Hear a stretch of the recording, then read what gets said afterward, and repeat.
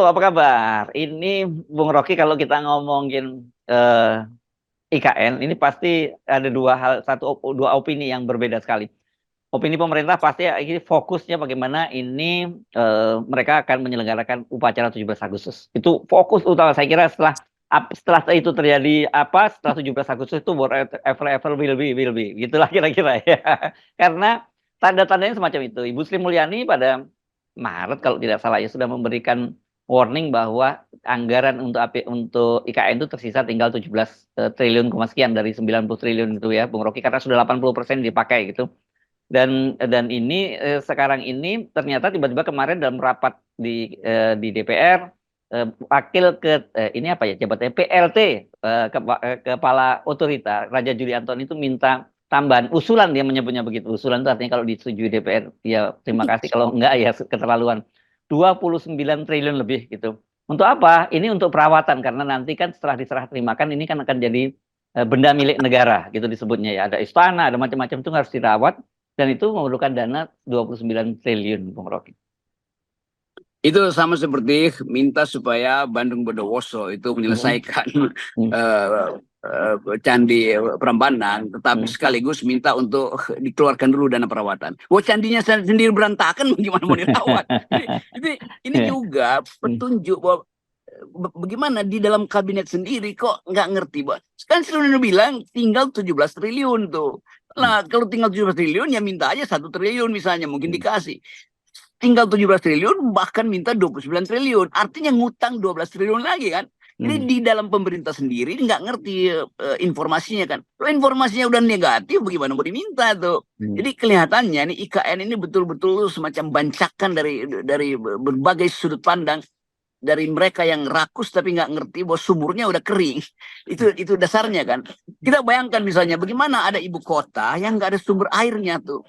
Kan Jokowi bilang dari awal bahwa ibu kota IKN itu akan pakai sistem sirkulasi dari dalam dirinya sendiri tuh, nggak akan pakai air dari luar ibu kota, akan digali di bawah ibu kota itu akan ada sumur-sumur resapan segala macam. Ternyata nggak ada, itu kosong, sehingga mesti ambil air dari tempat lain, ditampung di bendungan, baru dialirin ke ibu kota. Ya apa bedanya dengan Jakarta tuh, yang juga tergantung dari suplai air dari Bogor dan apa namanya, mungkin juga suplai air yang paling bagus itu datang dari Tulung Agung gitu, karena kita mencari pertolongan yang maha agung dari Tulung Agung sebetulnya kan. Jadi semua hal yang diucapkan oleh Jokowi itu tidak berbasis pada analisis dampak lingkungan. Harusnya dari awal diberitahu bahwa IKN itu tidak ada air. Kenapa tidak ada air? Ya karena struktur bumi Kalimantan seperti itu. Tetapi dianggap bahwa itu bisa diselesaikan di kemudian hari. Sekarang kesulitannya terjadi justru airnya yang paling penting, sampai bulan Juli nanti belum ada ditemukan di bawah tanah IKN itu kan. Jadi memang pada akhirnya kita mesti terangkan pada publik bahwa Jokowi menipu, Jokowi berbohong. Gimana dia mulai berbohong? Ketika AMDAL itu tidak dibuat, atau AMDAL dibuat setelah keputusan politik. Nah itu juga kacau cara berpikirnya. Mestinya ada AMDAL dulu, baru ada keputusan politik. Nah sekarang masalah AMDAL itu muncul satu persatu. Ya, belum lagi ternyata kemudian terungkap bahwa sebenarnya kan mereka ini Bappenas ini menggunakan McKinsey ya, konsultan internasional untuk membuat perencanaan planningnya ibu kota negara baru. Tapi kemudian terungkap bahwa ada patok-patok yang dibuat, titik-titik yang dibuat oleh McKinsey itu digeser-geser aja oleh Pak Jokowi. Dan kita tidak tahu pertimbangannya apa Pak Jokowi. Kita menduga apakah ini berkaitan dengan mistis atau sebenarnya teknis gitu. McKinsey itu lembaga riset dan surveyor yang udah terkenal, mungkin setara dengan Nabi Musa itu, yang mampu mendeteksi bahwa laut mati itu bisa dia belah dengan satu tongkat. McKinsey punya pengetahuan semacam itu. Karena itu yang dibuat McKinsey itu sebagai riset pertama, itu betul-betul dasarnya adalah efisiensi. Dasarnya adalah kemampuan untuk menghidupkan arsitektur bersamaan dengan daya dukung lingkungan. Nah Jokowi pindah-pindahin patok itu artinya di McKinsey bilang, ini orang nih nyawa gue ini untuk bikin kacau, apa dia nggak ngerti bahwa fungsi dari konsultan itu adalah membentuk konsep dari awal tuh. Jadi memang Jokowi mungkin dukunnya bilang jangan pakai McKinsey tuh, karena dukun Jokowi itu nggak percaya pada ilmu pengetahuan. Jadi itu yang terjadi di IKN. Nah itu yang kemudian sekarang berantakan. Jadi dari awal kita tahu ini konsep IKN ini tidak dibentuk atas dasar temuan ilmu pengetahuan, tetapi dengan mimpi mistik atau ambisi Jokowi aja kan. Ya, iya, iya. Nah, tadi kan Anda menyinggung soal Loro Jonggrang. Ya, kalau Loro Jonggrang kan kemudian Bandung Bondowoso mengkutuk Loro Jonggrang jadi satu candi, jadi lengkap begitu ya. Jadi candi Loro Jonggrang. Kalau ini siapa yang harus dikutuk untuk mewujudkan IKN ini kan jadi nggak akan terwujud begitu. Ini Bandung Bondowoso Loro Jonggrang itu hidup di dalam satu orang, dia sendiri tuh, dia jadi Bandung Bondowoso, jadi Loro Jonggrang, dia berantakin sendiri kan. Jadi ini Muki di Jonggrang sebetulnya nih itu. Jadi semua hal yang kita bayangkan tentang masa depan itu akhirnya berantakan. Dan ini soal pertama yang dibayangkan juga oleh Pak Prabowo. Setiap kali Pak Prabowo dengar kata IKN, Pak Prabowo langsung dermatitis itu, kulitnya mungkin gatal-gatal. Karena ini adalah soal yang menyangkut masa depan pemerintahan Pak Prabowo nanti tuh. Begitu simbol IKN berantakan, maka seluruh aspek keberlanjutan juga hilang tuh. Dan dia mesti terangkan pada Jokowi bahwa ini tidak mungkin dilanjutkan. Tapi bagi Jokowi nggak bisa, ini harus dilanjutkan tuh. Kenapa? Karena ini perintah dukun, bukan perintah ilmu pengetahuan. Iya, iya, iya, iya. Dan yang menarik kan begini, dalam kasus ini ya, dalam kasus batas ambisi dari Jokowi itu kan APBN. Mau nggak mau akhirnya seperti itu juga. Dan saya kira batas realitas atau kompromi Pak Prabowo untuk melanjutkan atau tidak IKN dan warisan-warisan Pak Jokowi itu juga IKN juga begitu, Bung Rocky. Sorry, pada akhirnya APBN, sorry, APBN juga. APBN juga. Ya, ya. Jadi bangkrutnya APBN dan harus cari uang 800 triliun tahun depan itu udah bikin Prabowo pusing tuh. Karena itu saya kira Prabowo fokus pada APBN, fokus untuk menyelesaikan hidup mati janji-janji dia melalui APBN. Kan lain di Amerika itu ya APBN itu belakangan aja lah, karena bagi publik Amerika yang penting ada easy money itu, karena itu sistem perbankan mesti bagus, sehingga mungkin akan diminta supaya Menteri Keuangan itu datang dari kalangan moneter aja, jangan dari kalangan fiskal, karena fiskal itu artinya pajaknya akan dinaikkan lagi, memeras rakyat lagi. Mending main di supply demand supply jumlah uang yang beredar. Tetapi itu juga potensi untuk dapat serangan balik, yaitu ke inflasi kan. Jadi semua hal yang ada di dalam teori ekonomi itu nggak dimiliki oleh Jokowi kan. Jadi bagi Jokowi, apa yang diambisikan itu harus dilaksanakan.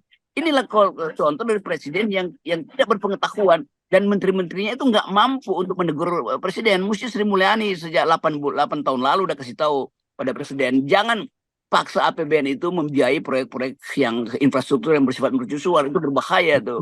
Jangan paksa ekonomi tumbuh 2 digit dengan akibat overheating, lalu tiba-tiba berhenti mesin itu kan. Jadi semua sinyal itu diberikan sebetulnya oleh ilmu pengetahuan. Tetapi sekali lagi kita tuntut pada Sri Mulyani, pada menteri-menteri yang seharusnya dari awal tahu bahwa IKN ini akan menjadi jebakan fiskal kita tuh. Nah itu sebetulnya kejahatan yang harusnya juga di masa depan itu ditagih. Anda teknokrat tapi Anda tahu ini akan jeblok, kenapa Anda iakan? Jadi itu tabungan korupsi dari rejim hari ini akan dibongkar nanti pada satu saat ketika rejim ini sudah selesai. Ya, ya. Ini menarik kelihatannya. Ya sayangnya itu dilakukan oleh Ibu Sri Mulyani setelah betul-betul di akhir masa jabatannya. Kemarin ada peristiwa yang cukup lucu dan itu jadi bercandaan juga di DPR ketika Bahlil ngamuk-ngamuk karena ternyata anggaran dari kementerian dia dan lembaga BKPM itu dipotong 50% sementara targetnya tetap sama dengan target sebelumnya. dan kemudian diledek-ledek ini apa karena Ibu Sri Mulyani tahu bahwa tidak akan lagi dipilih oleh Pak Jokowi, oleh Pak Prabowo, tidak akan berakhir masa jabatan Pak Jokowi dan tidak akan dipilih Pak Prabowo, sehingga berani memotong anggaran kementerian yang dipimpin oleh seorang menteri yang paling dekat dengan Pak Jokowi. Begitu kata anggota DPR. Ya tentu kita lihat ada kemasukakalan dari proyek atau strategi austerity dari Ibu Sri Mulyani itu penghematan sebetulnya. Tetapi orang akhirnya lihat ya kalau dihemat itu yang kenanya Bahlil itu pasti memang bikin Bahlil cacing kepanasan itu. Dan dia sebetulnya sudah berupaya untuk memperlihatkan kepada Pak Jokowi bahwa Jokowi akan diselamatkan kalau ormas-ormas yang mulutnya cerewet nanti disogok, disumpel dengan tiup. Ternyata gagal juga tuh. Jadi Bahlil dua dikerjain oleh Sri Mulyani, dikerjain juga oleh ormas-ormas yang tadinya dianggap akan mendukung dia tuh. Ya udah itulah nasib dari Bahlil yang Oke, ya jadi ini tanda-tandanya semacam itu. Investasi memang akan sangat berat begitu, dan saya kira ini bagi para investor tentu wait and see bagi pemerintahan baru ya, Bung Rocky, kan lagi-lagi semata-mata kalau para investor itu masuk suatu daerah, satu negara misalnya, bukan hanya semacam opportunity, tapi bagaimana jaminan di sana soal hukumnya dan sebagainya. Dan sekarang saya kira ada pertimbangan yang lebih sophisticated lagi berkaitan dengan masalah lingkungan dan soal hak asasi manusia. saya kira itu yang akan jadi sinyal apakah investor atau dunia internasional akan mendukung pemerintahan Prabowo atau tidak tuh. Tentu yang pertama portofolio kabinet akan dinilai itu apakah portofolio kabinet itu menunjukkan menteri-menteri yang pro lingkungan atau di dalamnya justru banyak menteri-menteri potensial lakukan korupsi di bidang lingkungan atau korupsi di bidang pangan kan. Jadi sekarang data-data yang masuk ke lembaga-lembaga surveyor asing itu yang otaknya bagus dan ke LSM dunia itu mereka memantau nih apakah kabinet Pak Prabowo itu akan hijau atau justru merah. Merah bukan karena ada PDIP, merah karena di dalamnya banyak red tape itu, banyak birokrasi yang menunggu malak sana malak sini.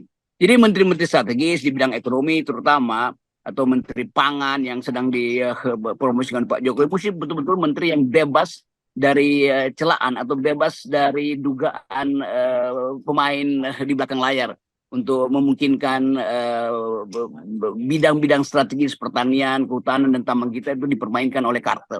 Jadi itu saya kira pesan kita supaya hati-hati Pak Prabowo, jangan sampai kabinet Anda disebut sebagai kabinet yang penuh dengan jebakan korupsi. Ya, dan kabinet orang-orang toksik, nah itu lebih bahaya lagi. Ya, itu dia, toksik perusahaan ada di situ semua tuh. Oke, baik, makasih, Bung Rocky ya. Kita salam akal sehat. Yes. Ya.